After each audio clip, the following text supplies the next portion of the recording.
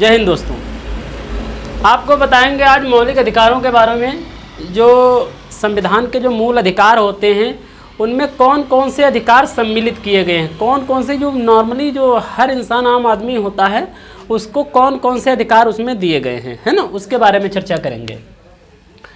तो इसके भाग 3 में यानी संविधान के भाग 3 में 6 मूल अधिकार दिए गए हैं। यानी मूल अधिकार यानी फंडामेंटल राइट्स, जो फंडामेंटल राइट्स हैं वो कितने बनाए गए हैं। तो वो भाग 3 में जो देखोगे आप तो उसमें 6 मिलेंगे। एक मिलेगा समानता का अधिकार। समानता का अधिकार ये अनुच्छेद 14 से 18 तक है। समानता का अधिकार जो है वो 14 से 18 तक है। तो इसमें क्या होता है, समानता अधिकार यानी 14 से 18, अनुच्छेद 14 से 18 तक बाकायदा पूरा संविधान में इसे दिखाया गया है कि जो हर पुरुष है, हर महिला है, यानी सबको एक समान जो भी योजनाएं हैं, जो भी सुविधाएं हैं, सरकार की जो भी चीज़ें, जो भी नीतियां हैं, वो सभी को समान, मतलब समानता के साथ में सबके साथ में समान ही व्यवहार होना चाहिए। किसी के साथ में दुर्व्यवहार नहीं होना चाहिए, साफ साफ उसमें बताया गया है। लेकिन अगर अदरवाइज कोई करता है, अगर अदरवाइज कोई आपका अपमान करता है, वहाँ पे समानता का अधिकार पूरा नहीं मिल पा रहा, आपको समानता नहीं मिल पा रही है, तो आप इसके तहत उसके ऊपर कोर्ट कचहरी वगैरह जो भी होता है उसके ऊपर केस आप जाहिर कर सकते हैं, केस आप कर सकते हैं, उसके हक के लिए लड़ सकते हैं। और इनको लगाने वाला जो होता है वो कोर्ट होता है, यानी कौन सा होता है, कोर्ट होता है। कोर्ट होता है। अगर आपका हाई कोर्ट में मामला बात नहीं सुलझ रही है तो आप सुप्रीम कोर्ट में भी जा सकते हैं, सुप्रीम कोर्ट में भी जा सकते हैं, अपनी गुहार लगा सकते हैं।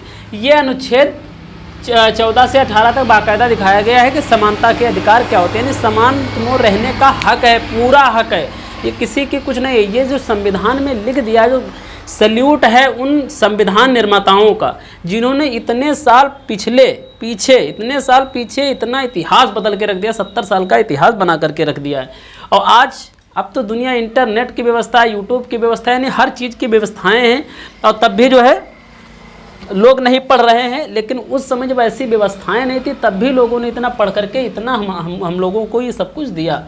फिर आता है स्वतंत्रता का अधिकार। स्वतंत्रता का अधिकार जो है 19 से 22 में दिया गया है। स्वतंत्रता का मतलब यह है कि हर व्यक्ति को अपना विचार रखने की पूरी स्वतंत्रता है, बोलने की पूरी स्वतंत्रता, किसी के ऊपर भी बोल सकता है। अब जैसे अब जरा ये जो अगर इसका अधिकार ना होता तो आज जैसे प्रधानमंत्री नरेंद्र मोदी जी हैं तो उनसे भी लोग क्वेश्चन पूछ रहे हैं, उनसे लोग प्रश्न पूछ लेते हैं। मतलब किसी से भी आप सब कुछ पूछ सकते हैं, कह सकते हैं, अपनी बात रख सकते हैं। ये आपको पूर्ण रूप से स्वतंत्रता मिली है। ये इंडियन कॉन्स्टिट्यूशंस के अंदर, ये आपके भारतीय संविधान के अंदर बाकायदा बताया गया कि आप बिल्कुल स्वतंत्र हैं। किसी से पूछने के लिए, बहस करने के लिए, चर्चा करने के लिए, परिचर्चा करने के लिए, जो भी है आप पूरी तरीके से स्वतंत्र हैं। यानी हर कोई काम, जैसे मान लो कोई फेसबुक सोशल नेटवर्क होते, कोई सोशल नेटवर्क है, उस पर अगर कोई कमेंट आया, कोई बात हुई तो उस पर आप कमेंट कर रहे हैं और उसके बाद में उसके ऊपर केस भी हो रहे हैं। ऐसी बात नहीं, कुछ लोग जब गलत कमेंट करोगे तो गलत उसके ऊपर केस भी होते हैं। लेकिन ये पता है जो केस उसके ऊपर हुआ वही केस हमारे ऊपर होगा, हमारी जान नहीं ले ली जाएगी। कहने का मतलब जो फंडामेंटल राइट्स में दिया गया स्वतंत्रता का अधिकार जो है वो सबको बराबर का, अगर आप करना चाहते हैं तो कर सकते हैं, कोई दिक्कत नहीं है। स्वतंत्र हैं, पूरी तरीके से स्वतंत्र है, मतलब अच्छा करिए, खराब काम ना करिए, है ना। तो ये सब चीज़ें दी गई हैं। फिर शोषण के विरुद्ध अधिकार। शोषण विरुद्ध यानी 23 से 24 अनुच्छेद में बाकायदा बताया गया है कि अगर जिन लोगों का शोषण होता है, जिन लोगों का शोषण मतलब पहले एक स्थिति क्या थी जब संविधान नहीं था उस समय स्थिति क्या थी, और उसके बाद में भी कुछ लोगों की स्थिति हुई कि जो उच्च वर्ग के लोग हुआ करते थे, उच्च वर्ग के लोग जो होते थे वो निम्न वर्ग वालों को बहुत सताया करते थे। जो निम्न वर्ग वाले थे उनको बहुत ही सताया करते थे उच्च वर्ग वाले। तो साफ साफ इसमें फंडामेंटल राइट्स में दे दिया गया शोषण के विरुद्ध भी आप कार्रवाई, अगर किसी व्यक्ति का शोषण, किसी महिला का शोषण हो रहा है, किसी को दबाया जा रहा है तो इसके तहत वो अपनी कार्यवाही जारी कर सकता है। यानी इसमें बाकायदा दिखाया गया है अनुच्छेद आपके 23 से 24 में। अगर जिसने भी संविधान पढ़ लिया, जिसने भी संविधान को समझ लिया, वो किसी के आगे झुकता नहीं है। फिर वो बस बाबा साहब को ही प्रणाम करता है। कारण उसका क्योंकि उन्होंने इतने बढ़िया तरीके से, इतनी खूबसूरती से रचा है। वो संविधान निर्माता जो बने, वो उन्होंने इतनी खूबसूरती से इसको सजाए, इतनी खूबसूरती से सबके लिए पॉइंट दिए, तो उस चीज़ के लिए उनको नमन किया जाता है। तो शोषण अगर किसी का हो रहा है तो आप 23-24 के अंतर्गत उसके ऊपर कार्रवाई कर सकते हैं। अगर हाई कोर्ट में नहीं सुनी जा रही तो आप सुप्रीम कोर्ट में भी जा सकते हैं। इसके लिए आप पूरा अधिकार आपको मिलता है। फिर है धार्मिक और स्वतंत्रता का अधिकार, ये 25 से 28, ये 25 से 28 अनुच्छेद में बाकायदा बताया गया धार्मिक और धार्मिक स्वतंत्रता का अधिकार। यानी पहले क्या होता था कि ज़्यादातर उच्च वर्ग वाले ही धर्मों को, जातियों को, इन सब चीज़ों में बंटवारा रखते थे बहुत ज़्यादा। लेकिन उसमें क्या हुआ, और उसमें मंदिरों में भी नहीं जाने दिया जाता था, या अच्छे स्थानों पर नहीं जाने दिया जाता था। तो उसके लिए भी अधिकार बना दिया गया कि हर कोई व्यक्ति, चाहे वो निम्न जाति का हो, चाहे वो उच्च जाति का हो, चाहे मध्य जाति का हो, कोई भी हो, वो इंसान, हर व्यक्ति मंदिर जाना चाहता है मंदिर जा सकता है, किसी भी धर्म को अपनाना चाहता है, किसी भी धर्म में जाना चाहता है वो जा सकता है। बिल्कुल ही उसके ऊपर कोई पाबंदी नहीं है। उसके ऊपर सरकार भी रोक नहीं लगा सकती कि आप हिंदू से मुसलमान क्यों हो रहे हो, या मुसलमान से हिंदू धर्म क्यों अपना रहे हो। क्योंकि ये अधिकार है, जिसको जिसमें अच्छा लगे, जिसको जिसमें जैसा राइट लगे, जैसा उसको उचित लगे, वैसा वो व्यक्ति कर सकता है। इसके लिए उसको पूर्ण रूप से स्वतंत्रता दी गई है। यानी धार्मिक किसी भी देवी, यानी कि अगर कृष्ण की पूजा करनी है तो हाँ कृष्ण की करो, किसी की नहीं कर सकते हो। हमको किसी और देवता की पूजा करनी है और किसी मंदिर में जाना, मतलब कोई भी हम अपना धार्मिक काम करना चाहते हैं वो अपना अलग ही कर सकता है, इसमें कोई दो राय नहीं है। ये बाकायदा दिया गया है धार्मिक 25 से 28 में।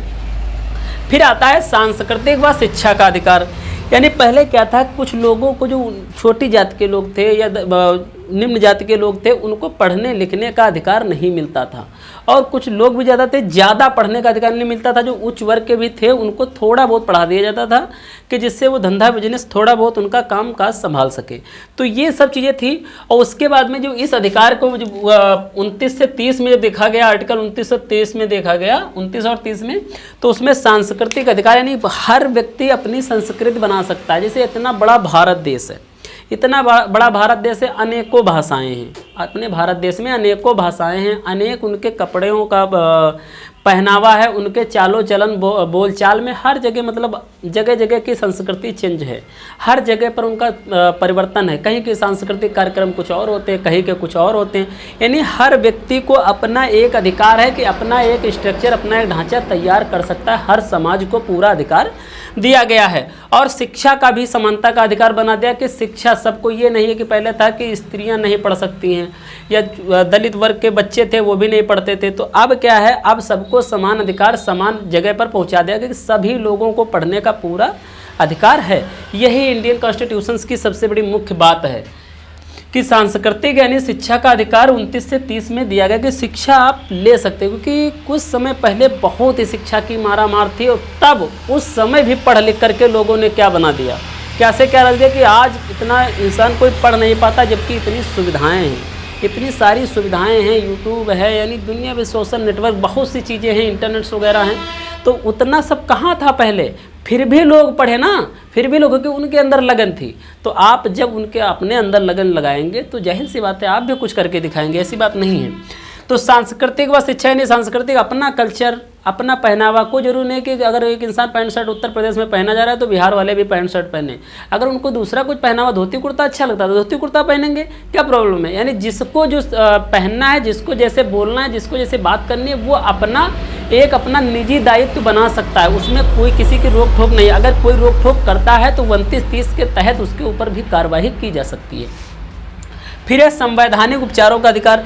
यानी जो भी काम होंगे इस संविधान में, जो भी है वो सबको बराबर का अधिकार मिलना चाहिए। जिसके ऊपर जितना बनाया गया उसको एक बराबर का अधिकार मिलना चाहिए संवैधानिक रूप से। संवैधानिक जो उसके नियम के बद्ध आता है, नियम के बद्ध आता है, जिस प्रकार से आता है उस प्रकार से हर व्यक्ति को उस चीज़ को पहुंचाना पड़ेगा।